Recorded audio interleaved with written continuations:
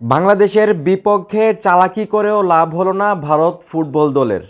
আপনারা সবাই জানেন আজ রাত ৮টায় বাংলাদেশের মুখোমুখি হবে ভারত, যেখানে ভারত এনওসি ছাড়াই তারা প্রবাসী ফুটবলার নিয়ে বাংলাদেশে এসেছিলেন, কোনোভাবে নিয়ে খেলানো যায়, কিন্তু ফিফা থেকে এখন পর্যন্ত এনওসি না দেওয়ায় বাংলাদেশের বিপক্ষে প্রবাসী কোনো ফুটবলার খেলাইতে পারবে না ভারত।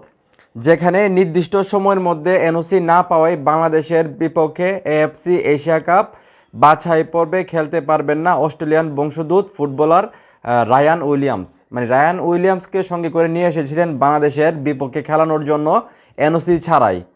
তারা হয়তো ভেবেছিলেন ক্রিকেটে যেরকম তারা রাজত্ব দেখায় বা দাদাগিরি দেখায়, ফুটবলেও হয়তো সেটা সম্ভব হবে, এবং যেই কারণে অস্ট্রেলিয়ান বংশোদ্ভূত আসলে বায়ান উইলিয়ামসকে সঙ্গে নিয়ে এসেছিলেন বাংলাদেশের মাটিতে বাংলাদেশের বিপক্ষে খেলানোর জন্যে, কিন্তু তাদেরকে সেই সুযোগটা দেওয়া হয় নাই এবং এএফসি এশিয়া কাপ বাছাই পর্বে বাংলাদেশের বিপক্ষে খেলতে পারবেন না।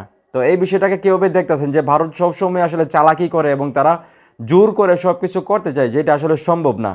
মানে ক্রিকেটে তারা যে জোরটা খাটায়, হয়তো ফুটবলে সেই জোরটা খাটানো সম্ভব না। যদি সম্ভব হয়তো আজকে বাংলাদেশের বিপক্ষে রায়ান উইলিয়ামস মাঠে নামতো। তো এই জিনিসটা আসলে খুবই ভালো লাগতেছে যে আসলে ফিফা ভারতকে আসলে বিল দেয় না, এটাই তার প্রমাণ। তো এখন এই মুহূর্তে যারা আমার এই ভিডিও দেখতেছেন, ভারত যে কাজটা করলো, এনওসি ছাড়া যে একজন প্রবাসী ফুটবলার নিয়ে আসলো বাংলাদেশের বিপক্ষে খেলানোর জন্য, এই বিষয়টাকে আপনারা কীভাবে দেখতেছেন সেটা অবশ্যই কমেন্ট করে জানাবেন। আপনি যদি এই চ্যানেলে নতুন হয়ে থাকেন, চ্যানেলটা সাবস্ক্রাইব করে সাপোর্ট করবেন। ধন্যবাদ।